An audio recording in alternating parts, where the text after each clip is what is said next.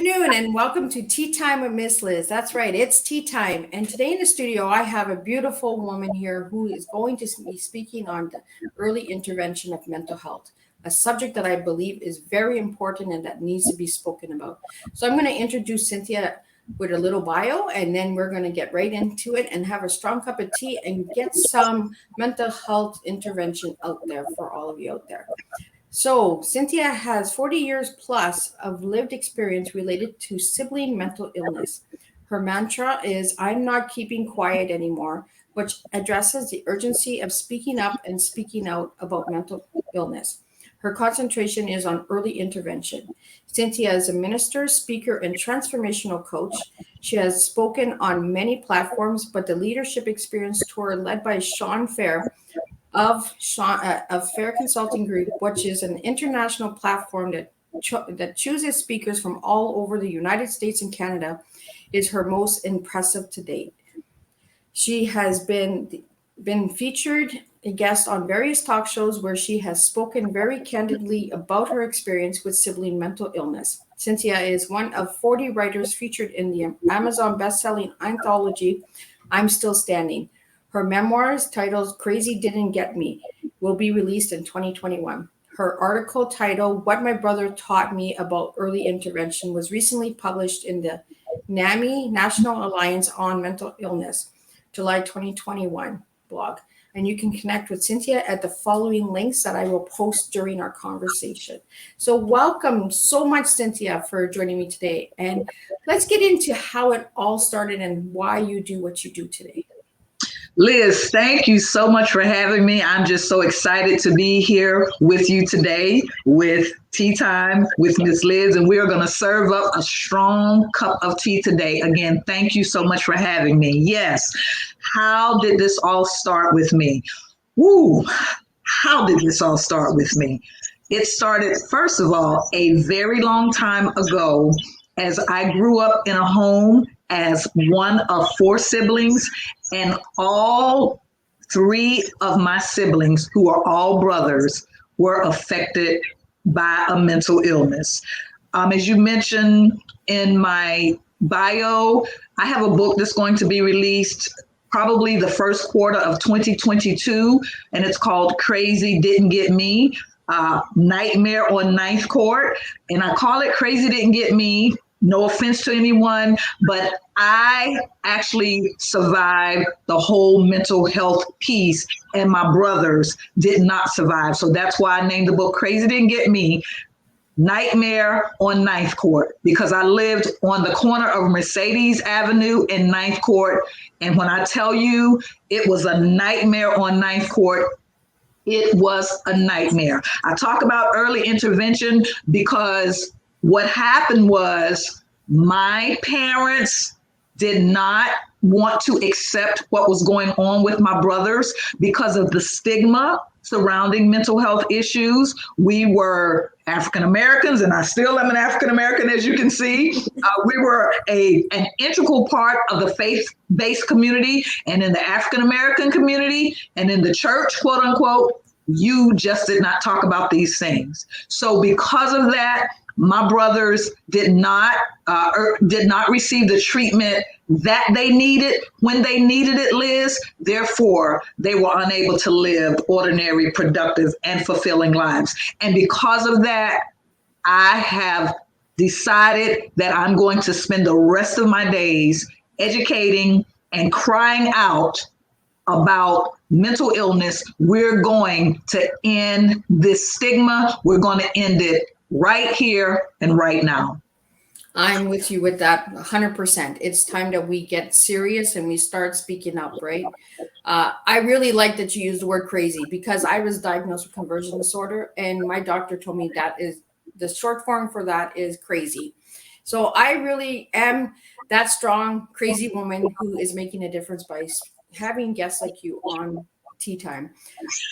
Now, you said no breaking the silence, right? So what is your goal? Like, do you have a movement? Do you have a project? Absolutely. So I'm not keeping quiet anymore started as a mantra because as I began to prepare for the speaking tour, the leadership experience tour, which you are also a part of, and you're going to be taking that big stage in September. And I'm looking so forward to hearing you. So as I began to prepare for the leadership experience tour, I kept hearing as I was preparing and getting my speech together and advertising and talk about it more, I kept hearing this little mantra in the back of my mind: I'm not keeping quiet anymore.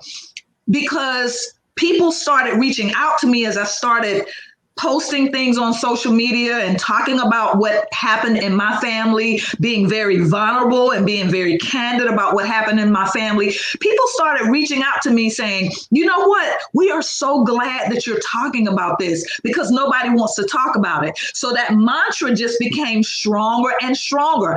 And I kept saying to myself, you know what, I'm not going to keep quiet anymore. So I started saying that publicly, not just to myself, but I would always hashtag that with my posts. In my post was saying, I'm not keeping quiet anymore. And guess what?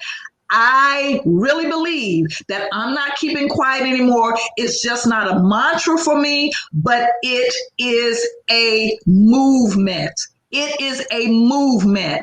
I am not keeping quiet anymore, and I don't want anybody else to keep quiet anymore, because too many people are suffering, have suffered, and are suffering in silence because we don't want to talk about the elephant in the room. Mental illness, that is. Guess what? I'm talking about the elephant in the room because the elephant needs to be addressed. So I am not keeping quiet anymore. The movement. I love it. I love movement. And this is what we need. We need more movements. We need a voice like you, Cynthia, who is passionate and making a difference. Mm-hmm. For your struggle as a child, do you struggle with mental health today? You know what? I always say all of us are a little cray cray. So yes, I do believe that I at times struggle with mental health issues. Probably, there are days, not very many, but I do have days when I get up and I just feel blue. Now, I'm sure that we all have those days. However, you can kind of tell when it's a blue that's trying to take you under. It's not just a normal blue, but it's a blue that is intense.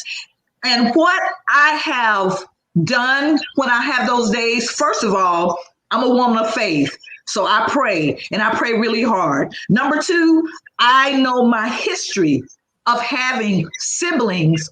All of my siblings, although they were male, someone might say, well, it hit the male genes or whatever, but I'm still a part of the Mobley family. And by the way, people did used to say back in the day, quote unquote, all of the Mobleys are crazy. And I was saying to myself, yeah, that's what you think. So anyway, because of my history, because of that background, I have to fight really, really hard sometimes, Liz, because I'm that person that everyone always comes to for advice, that everybody always comes to for encouragement, that everybody always comes to when they're feeling down and out. I'm that person. So I carry a lot of other people's weight. And that's why I talk so much. I did a post today about making yourself a priority, because if you don't allow yourself to be a priority, you can go under and not even realize you're going under. So to get back to your question, I believe I do struggle with some mental health issues at times, not as severely as my brothers. And I think because I witnessed what they went through, and because I determined that because they said the word on the street was all of the Mobleys are crazy and I was going to make a liar out of them. So I'm still at 61 years old, determined to make a liar out of them and to also stay on top of my game. So to answer your question, I believe I do struggle with mental health issues. However, God has graced me that I'm able to be an overcomer. Do you think that the early prevention saved you? Absolutely. Absolutely. Because I believe had I not witnessed what my brothers dealt with, and had I not been vulnerable in reaching out to others. I remember about 23 years ago, I'm a native of Florida, but about 23 years ago, I moved to Pittsburgh, Pennsylvania. And the reason why I moved is because I was in a very toxic marriage. So he went to work one day and I went to Pittsburgh. But before that happened, I was sharing with a friend of mine some symptoms that I was having. Now, I wasn't even thinking about mental illness or anything. Even I had dealt with that with my brothers. That was kind of, at the time, it was kind of far removed from me. But I happened to mention some things that I was going through to a very good friend of mine, a trusted friend. And remember that whenever you're reaching out to people about your vulnerabilities, make sure that you're reaching out to a trusted source, and that's somebody that really cares about you and just doesn't want to get your business and run with it in the streets. So I was sharing with a very trusted source about what I was going through. She said, Cynthia, have you ever considered taking medication? And I was like, no, because I don't even like aspirin, Liz. I was like, no. She was like, well, you know what? She said, I take Zoloft. Now, I don't even know if Zoloft is still popular these days, but she said, because I have bouts of depression. And she just opened up and told me about what was going on with her. Now, I would have never known that she was struggling with mental health issues. But when I opened up to her, I think it's because she had detected something that was going on with me. And I think she kind of approached me and I felt comfortable opening up to her. But she mentioned the Zoloft to me. I did decide to take Zoloft. I didn't go through like a long process with a psychologist or psychiatrist, whichever one it is or anything like that. I can't remember exactly what the process was. It was so long ago, but I did take Zoloft. I took it for a very short time because then I'm like, you know what? I really don't need this. I don't see any difference that it's making, and so I eventually stopped taking it. But what I did do was I got away from the toxic relationship, and that helped a whole lot. Yeah, it does, doesn't it? Mm-hmm. Because sometimes the best person to advocate for ourselves is ourselves. Yes. And get educated, ask the questions, and if something doesn't add up, ask again and again and again, and that's one thing that I've noticed about you is that when you don't have the answers, you look for the answers and you are strong on the intervention. Yes. And we really need that intervention for mental health because a lot of people are not speaking about the intervention. They're only speaking about it after. So let's start by getting it looked at before it even gets to the further, down the road. So exactly. And I have an acronym, Liz, that I use, and it's IDA. IDA. Number one, you want to identify unusual behaviors. Yeah.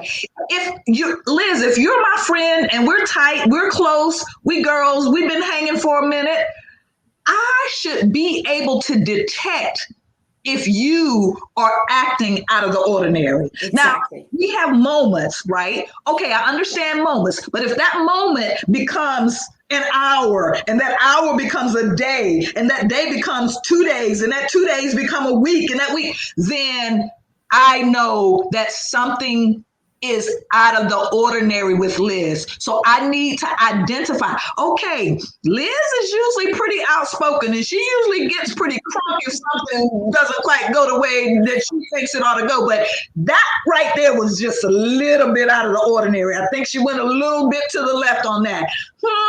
So you're just tucking that away. Yep. Once you have identified those unusual behaviors, then D, don't deny what you're observing. It's real. And what happens a lot of time with mental illness, because of the stigma and because people don't want to see what they're seeing, they want to wish it away or they want to call it something else. No, don't deny what you're observing. It's real. Ask me how I know. And then thirdly, once you've identified the unusual behavior, once you do not deny what you're seeing, then you want to act. You want to act quickly to get that person the professional treatment that they need, because the sooner treatment can begin, the better chance they will have of living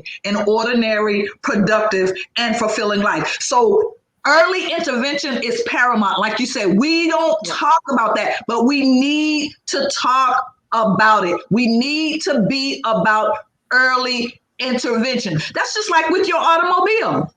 You know how some of us are. You hear a little knocking and you're like, okay, you just keep driving. And then the next thing you know, you're on the side of the road. Well, you should have gone to the mechanic when you heard the knocking the first time. Yeah. Exactly, right? Why wait until it breaks down, right? Exactly. No pun intended. No way until the breakdown. So Cynthia, how do you feel about the stigma on mental health? When you hear stigma, when you hear that word stigma, what comes to mind? When I hear the word stigma, first of all, it's a negative connotation. It's a negative connotation, a very negative connotation. Shout out to my friend Big Holy. I just saw him on. Hey, Big Holy, so glad you joined us. When you hear that word stigma, first of all, it has a negative connotation. It does. It has a very negative connotation. So when we talk about stigma, what we have to do is, first of all, we have to talk about it before we can, I believe part of addressing the stigma, I know this sounds too simple, a part of addressing the stigma is talking about it. Exactly. Talk about it. I'm not keeping silent anymore. I don't care if my friend, you have relatives and they like, when I wrote the book and, relatives are like, are you going to really tell all that? Yeah, I'm going to tell everything. I'm telling everything. I'm telling everything. I'm spilling all the tea because I don't want any other family to experience what our family experienced. So when you talk about stigma, the first thing we need to do when we are talking about stigma is deal with stigma. And how we deal with stigma is talk about that exact thing that nobody wants to talk about. How about that? I love it. I love it. And I love your passion, because when I hear that word stigma, I'm like, seriously, talk. Just talk. Let's break it. It's not that hard. Just talk. Right. Exactly. Exactly. Who are you hiding from? Who are you hiding from? You around here, you looking like you all put together, but you toe up from the floor up. Yep. But you everything looks good. The men, you got on your gaiters and your two-piece and got that hair, got that fresh cut. The ladies, we got the face beat, we got the jewelry, we got the look, but we are jacked up. We are messed up. We are dealing with mental health issues, but we're hiding behind our professions and we're hiding behind our clothes and we're hiding behind our cars and we're hiding behind our homes. But guess what, baby? Mental illness does not discriminate. It doesn't care what color you are. It doesn't care what your gender is. It doesn't care if you're a preacher, doctor, lawyer, or Indian chief. It does not discriminate. So we have to talk about it, period. That's PERIODT, period. I love it. I love you, girl. I really, really am passionate about mental health, and we need to be passionate about it. We need to stop being scared of it. Mm-hmm. And I don't believe that it's 1 in 4. I believe it's 1 in 2. I don't believe the numbers are right, because a lot of people are not speaking out, and we need to speak out. We need to get that out there, that it's okay to live with mental health. We're not like this weird freak or anything. Right. We're human beings. We've been through a lot. We deal with a lot. Exactly. Exactly. Another thing that I'd like to bring up with you, Cynthia, how do you feel when you hear that you're weak if you have mental health? Listen, as my mama would say, my mama had a way of saying things that I had to decipher once I got older, because when I was young, I'm like, what's she talking about? My mama would say, she would say, that's the biggest lie ever been told. So that is a lie from the very pits of hell. Weakness? What do you mean, weak? I'm weak because I have a chemical imbalance. I'm weak because there were some environmental situations that occurred in my childhood that caused me to deal with certain traumas. I'm weak because I have certain genetics that have caused me to be dealing with certain situations. I'm weak.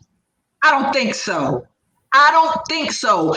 And for anyone to even suggest, and I'm going to be honest because I've lived through it. I've lived through it. My oldest brother committed suicide when he was 32 years old. He was actually a patient in a state hospital when he committed suicide. He veered away from the group when they went on a group outing and went and did his thing. He had already planned what he was going to do. Now, I said that to say this. I used to think my brother were weak. I did. I used to. That's why I'm talking about what I'm talking about now. Like, well, now I know they should be able to just be strong and they should be able to control what's going on. And they, I was that one. I might not have said that they were weak, but I thought it. The way that I reacted, the way that I responded to certain things that they did, I was saying that they were weak without saying that they were weak.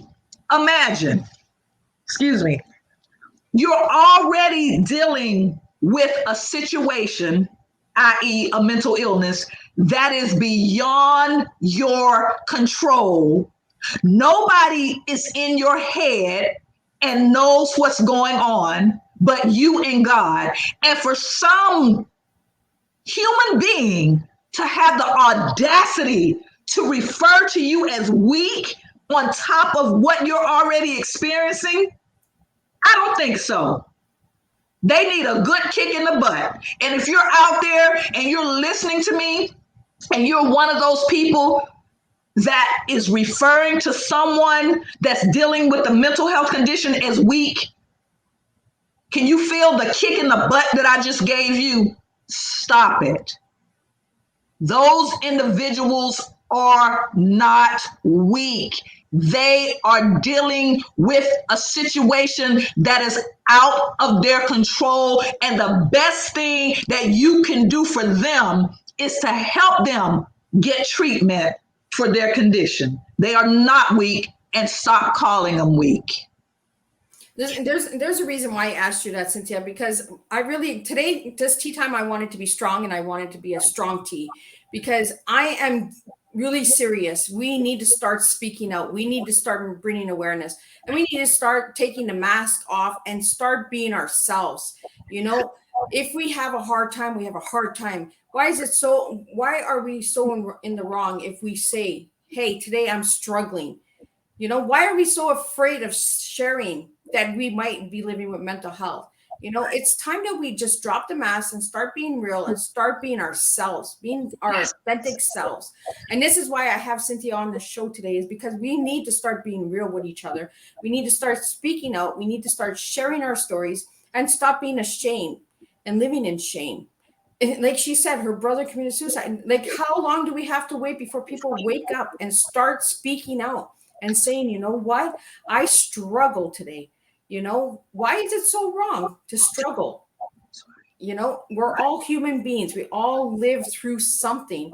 And Cynthia, I really am really honored to have you on my stage today because we need that awareness. We need that voice. We need that passion. We need that shout to wake you up, because obviously speaking low is not waking you up.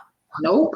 So, it's not, we're not coming at you like an attack. We're coming at you to wake up. It's time to wake up. It's time to start opening eyes and making a difference. And stop using words like weakness and stigma and silence. Stop using those words. They're negative words. That's right. We need the positive. We need the change. We need that strong cup of tea. Yes. So, Cynthia, since you're on tea time, I want to know what your T is. So if I give you the letters TEA, what did your T stand for? Wow. T, I would say the word tenacity comes to mind when you say T, because I'm tenacious. I get in there and I dig in it. I'm tenacious and I'm passionate and I'm tenacious about this whole mental illness thing. So tenacity, staying with it, sticking with it, pounding it out until you can see what it is you want to see. E is everything. Everything that I need to do to make sure that my voice is heard, that is what I'm going to do. Everything that I need to do. A,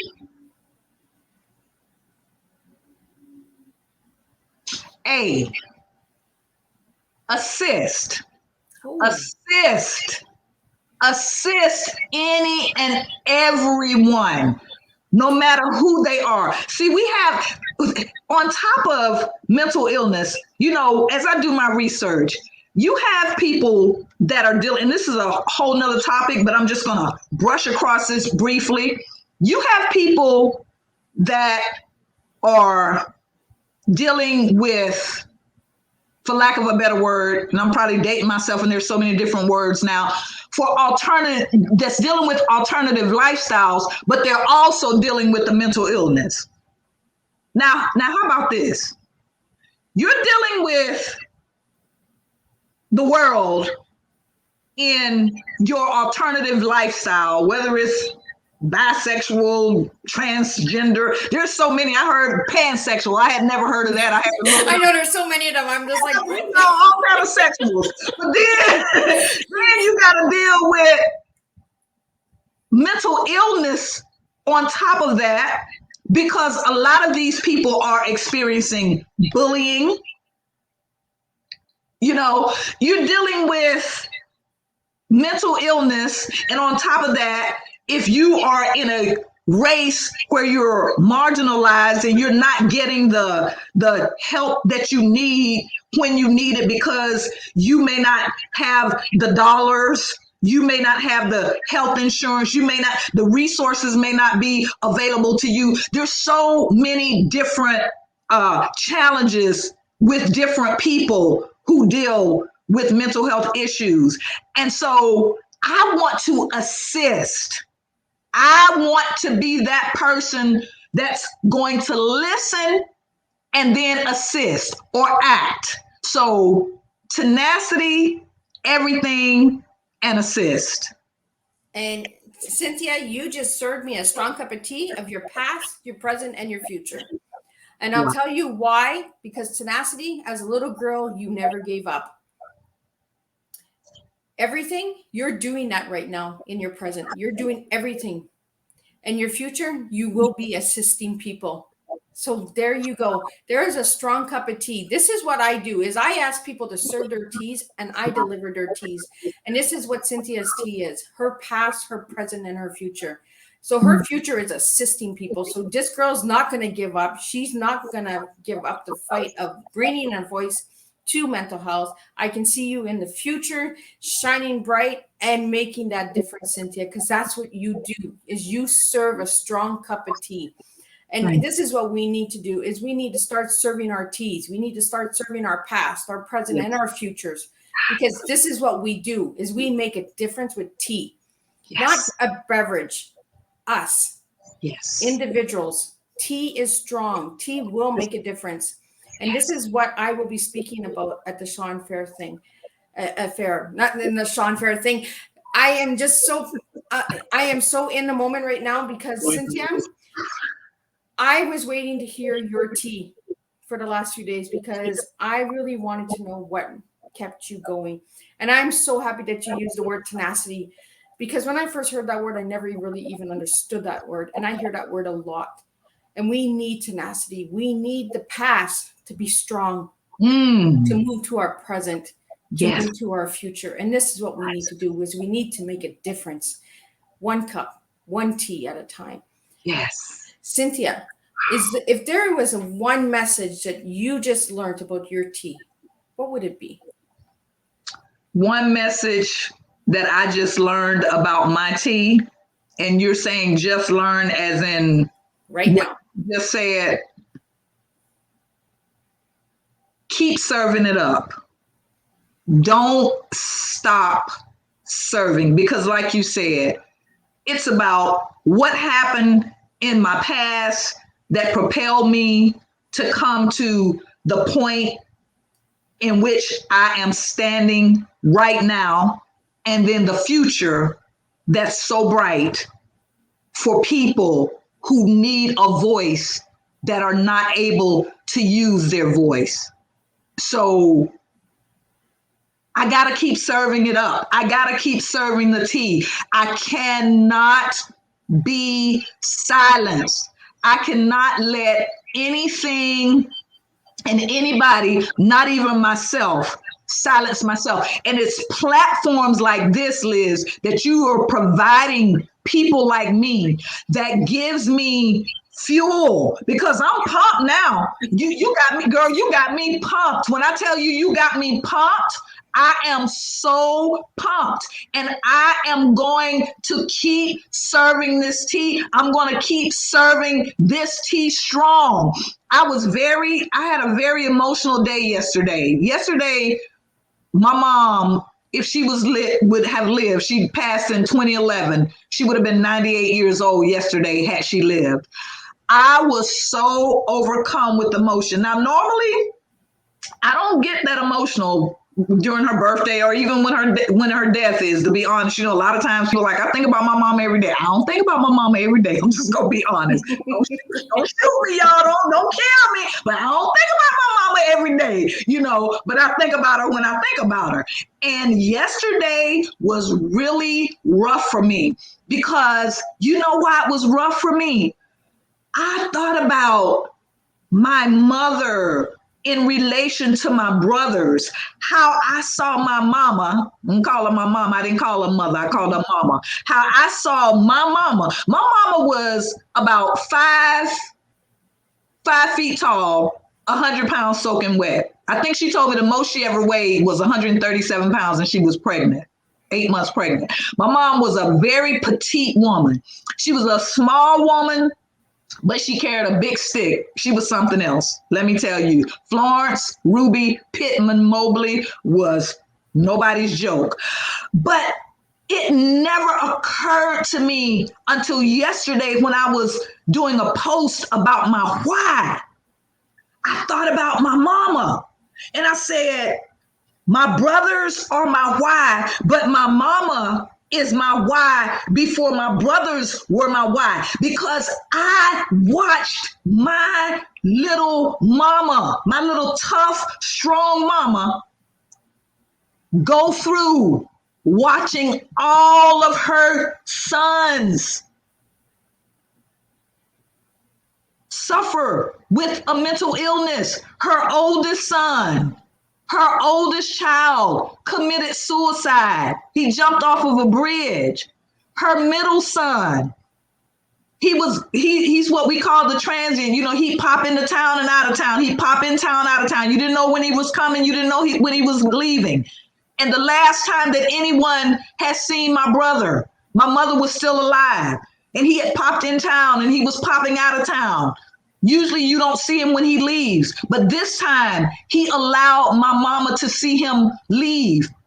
And as he walked away from the house, she told me this. She kept calling out to him, and he never turned around to acknowledge her.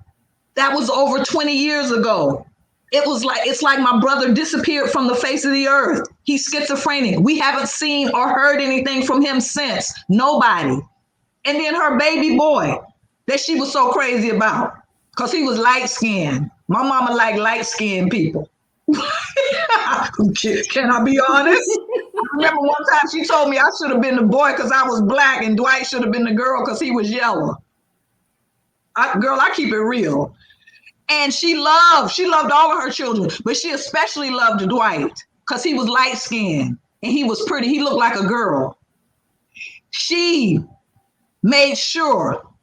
I used to get so upset with her because she would complain about him calling her when he was in the state hospital. He would call her every day, sometimes 3, 4, 5 times a day. And she said, I'm so tired of him calling me Cynthia. She called me Cynthia. I'm so tired of him calling me. I can't keep accepting these collect calls. I said, well, then just don't accept it. And then she said, but I got to, because if something bad happens to him, and I don't accept his calls, if I don't accept his call and something bad happens to him, because remember, he's in the same facility where my oldest brother has committed suicide from, the same facility.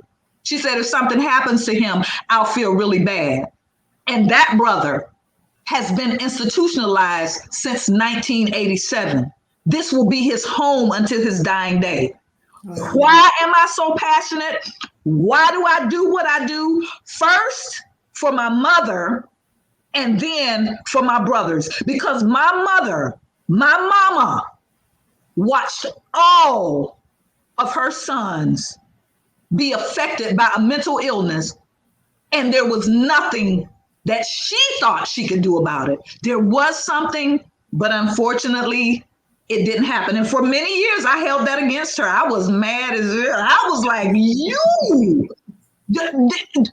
What do you mean? They need to pray. They need to go to church. Yeah, they need to pray. They need to go to church, but they need some professional treatment, mama. Yep. But she didn't understand. But I don't hold it against her anymore. I had to let that go. So I do this because my family paid the ultimate price as far as I'm concerned. My family paid the ultimate price. And if I can prevent just one family from going through what my family went through, I'm going to continue to speak up, and I'm going to continue to speak out until my dying day. And this is why Cynthia is here, because this is what we need. We need that back voice. We need that why, the passion. It's exactly like you said, your why, your purpose. You know what your why and purpose is, and it's to make a difference and to be a voice for the ones that don't have a voice. And Cynthia, I really, really am honored to have you on my stage today and showing everyone, just be yourself. Yes. You know, drop the mask, just be you. You know, you got nothing to offer but yourself. At the end of the day, it's you, you know. Again, your tea is amazing. It's strong, and you are a beautiful, beautiful, beautiful, strong woman. Like, thank you so much for opening up your heart and that and sharing with us today. Now, I want to get into the Shawn Fair Leadership Tour, because you spoke at, I believe, in April. Yes. How was your experience for that? And what should people expect from the event that's coming in September? Ooh, let me tell you, let me just say again, thank you so much for having me, and thank you so much for being authentic as well. I watch you on social media. Girl, you about as real as it gets. As the young folks say, you keep it 100. Thank you so much, you know, hey, from real to real, from authentic to authentic. So the Leadership Experience Tour, let me tell you, I had no idea what I was getting myself into when I became a part of the Leadership Experience Tour. I almost didn't become a part of the Leadership Experience Tour. Right the week before my audition, I decided to chicken out. Like, oh, these people ain't gonna have me. I ain't got what it takes. Mind you, I've been speaking all my life, running my mouth, as you can tell. You know, I've always, you know, ran my mouth, but this was a little bit different. I'm like, ooh. So when I tried to back out, Ray wouldn't let me back out. Ray didn't even know me. When I canceled my audition online, and she immediately inboxed me. I happened to be sitting at my computer, and I got this inbox. She was like, is there a problem? I'm like, oh, yeah. So when she got done with me, I'm like, okay, I'm good. She's like, as a matter of fact, my audition was supposed to be the following Tuesday. Liz, and this happened to be on a Friday. She says, as a matter of fact, I need you to put together a 5-minute presentation and do your audition today at 7. I'm like, oh, yes, okay. Yes, ma'am. So let me tell you, and the rest is history. Let me mention a little bit, have to mention about Shawn Fair.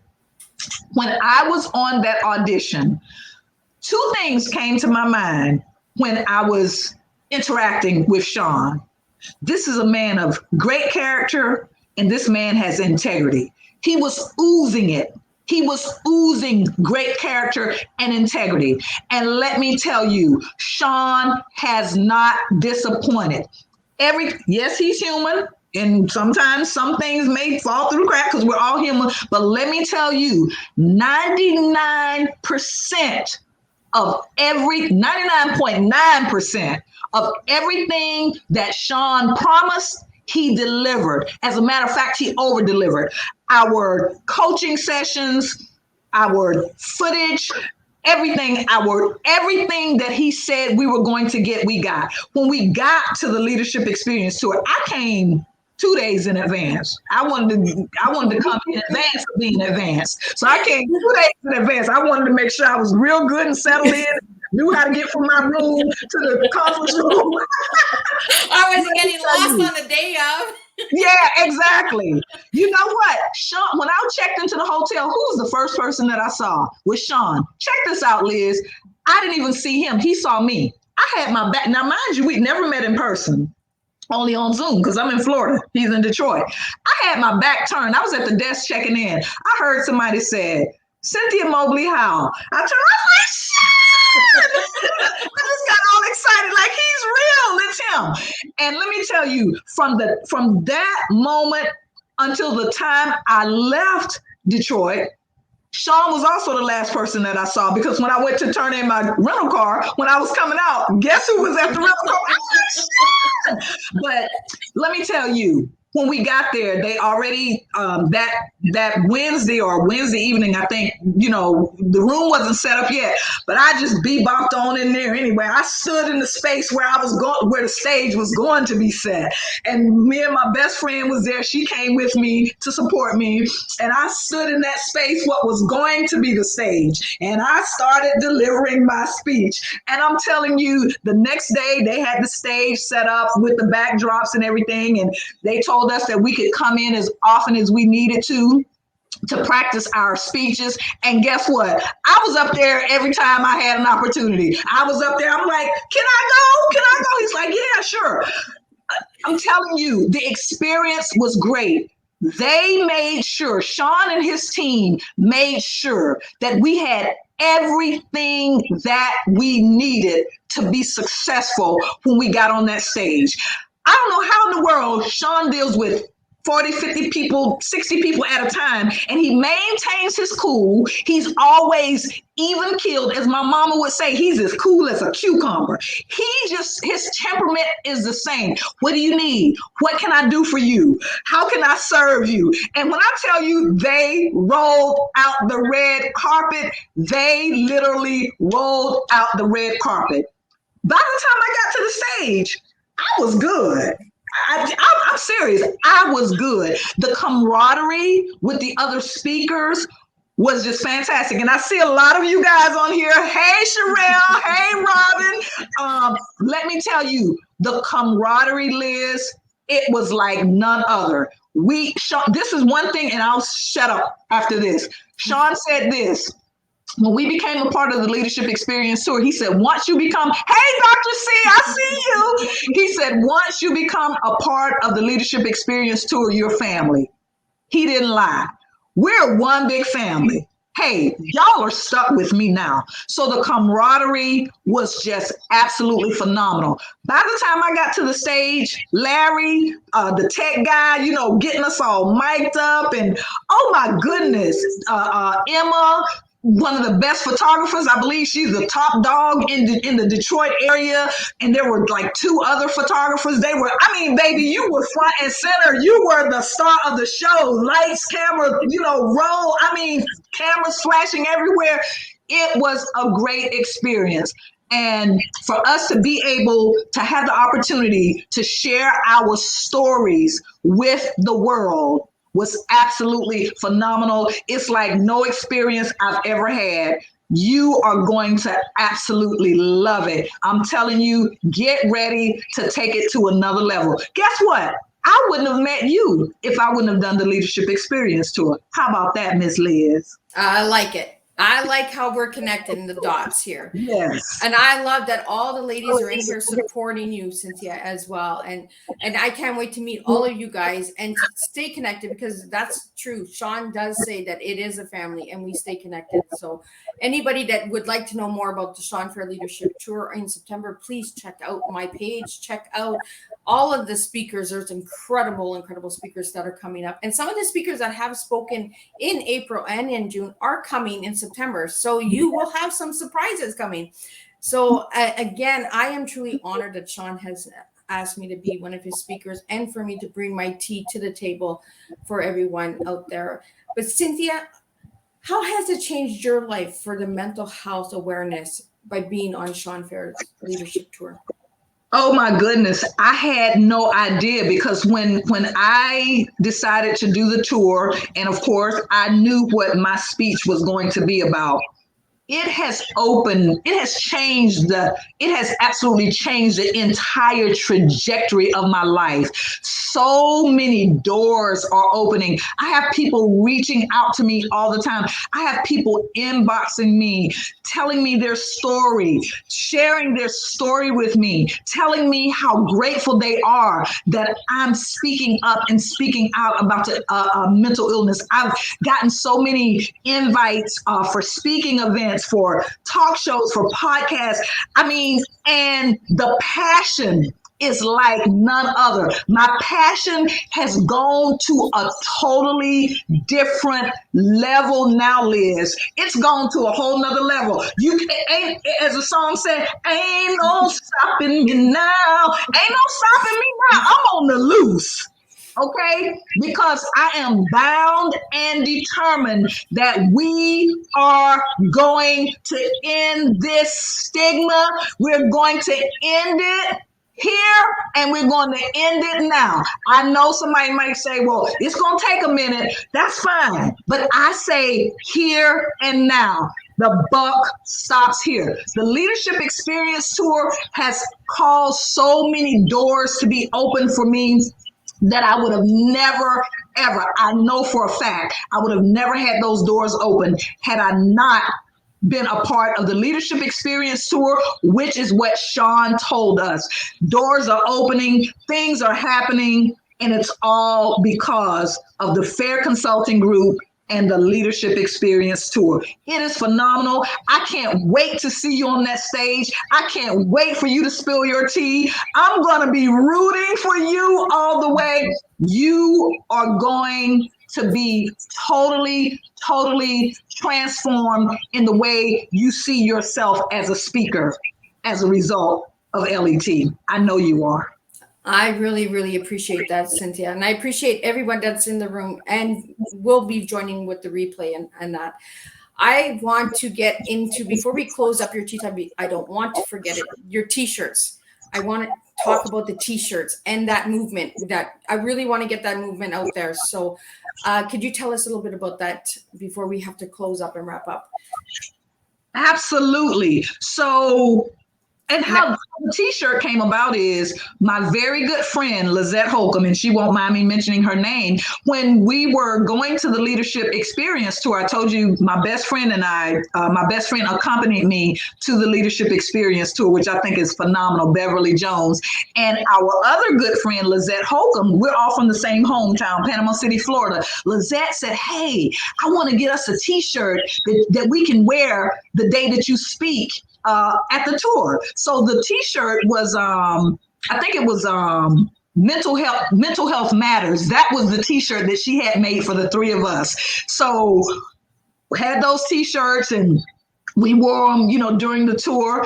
But then when I came back home, I was talking to my good friend Lizette again, and she said, sis, she said, you know what? She said, you need a t-shirt. So when you go and do your speaking events, you can have a product to sell. She said, What you think about that? I said, I think that's a great idea. I said, but I'm not going to wait until I have a speaking event to sell a t-shirt. How about let's get that going right now? She was like, okay, let's do it. And guess what? That was the birthing of the I am not keeping quiet anymore t-shirt line. So that was launched about 2 weeks ago. The sales are going great. Thank you all so much. I see some of you on here that have already purchased your t-shirts. Dr. C, Sherelle, thank you guys so much. Again, it is no longer just a mantra. It is a movement. It is the I am not keeping quiet anymore movement. Liz has placed the link, I believe, in the chat or whatever you call it on here. So you can go straight to that link to purchase the t-shirt, or you can just go to my website, www.cynthiamobleyhowell.com. I think she has that link. Okay, I see those links. So all you got to do is go and click on that link. Right now, the t-shirt is a special introductory price of $19.99, no matter what size, across the board, $19.99. Just for you. That price is not going to last forever, but it's going to last until it lasts. So go ahead over there to my website, purchase your t-shirt, join the movement. So are your t-shirts international, Cynthia? Can anybody buy them, or just in this? Yeah, as far as I know. That's good to know, because I want to grab me a t-shirt. So absolutely, come on over. Come on. So we do have a Teatime guest that was in the studio back, I believe, a couple months ago, and what he has is a bullying campaign that's going on. It's called the Pink Thursday, and he would like to highlight you in one of his features of the month. And he would also like to reach out and connect with you so you guys can connect. I encourage all of my Teatime guests to connect with one another. Check out the Teatimes on the YouTube channel. If you guys have anything that align together, work together, get together, make these projects, make these movements really move, because that's what Teatime is all about. It is to make a difference in everyone's life. This is not just a cup of tea. This is a movement, and this is a mission that I have, that I will make a difference one cup of tea at a time by having amazing everyday people on my platform like Cynthia. And I really want to thank you, Cynthia, for joining me today for tea and for sharing your strong cup of tea. So if you'd like to share with the viewers again, what is your tea? Thank you so much again for having me, and I'm looking forward to connecting with that gentleman. So my cup of tea is a strong cup of tea. It is tenacity. It is everything, and it is assistance. I am tenacious because my past has made me tenacious about this thing. I am about everything that's going to contribute to what I'm doing. Bring it on. I want the ideas. I want the motivation. I want the inspiration. I'm about everything that's going to help me to push this movement and to drive this movement. And I'm about assisting. I'm about assisting all of those who cross my pathway, whose voices have been silenced due to the stigma. That is my tea, and it's a strong cup of tea. And I really want to thank you for sharing that strong cup of tea with us today and bringing the awareness for early intervention. And I want you all who are watching now and who are watching the replay, please put where you're watching from and how you connected with us. And if you'd like to be a Teatime guest on Miss Liz's Teatime, please reach out to me, because my show is for everyone who is making a difference. And if you are that person making a difference in your community, your family, or your country, I want you on my platform. And Cynthia, I really want to thank you for joining me today and opening the eyes and the ears of people that need to start listening and being awake, because this is something that needs to be changed. And thank you for sharing your experience with the Shawn Fair Leadership Tour. And I will make sure to knock it out of the park for all of you out there. And we will stay connected as a family, because that's what we do, is we connect and we work together, because that's what I stand for. I stand for family and connecting. You don't have to be bloodline to make a difference. You are my sister now, and we are connected. We are family. All of the ladies that have joined, all of the men who have joined today, thank you for attending Teatime. And I just want to say, Thank you, Cynthia, from the bottom of my heart for everything that you're doing for mental health. I really, really appreciate it. And I would love to have, I'm just going to share some really quick comments that are coming in. So a lot of people are loving the interview. And I really like that because I want you to understand that this is just an everyday woman who wants to make a difference with a cup of tea. Right. That's right. I have nothing more to offer. I can't give you a magic pill. I can't give you a special diet. All I can give you is a cup of tea. And my cup of tea is different, just like my guests are different. And they stand in their glory and they stand in what they do, their purpose and their why. And this is what we do, is we stand in our purpose and our why, and we speak out. Yes. We speak hard and we speak the truth. So again, Cynthia, your tenacity, I love it. Your everyday everything, I love it because that's what you do.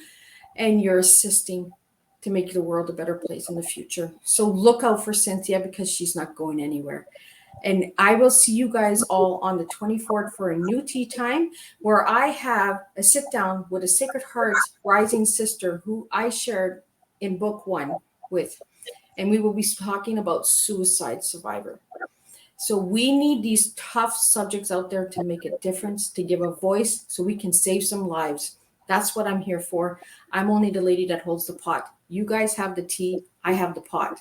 And together we make a difference with a cup of tea. Thank you, Cynthia. And thank you to all the viewers. I will see you on the 24th for another incredible tea time. Thank you, Liz.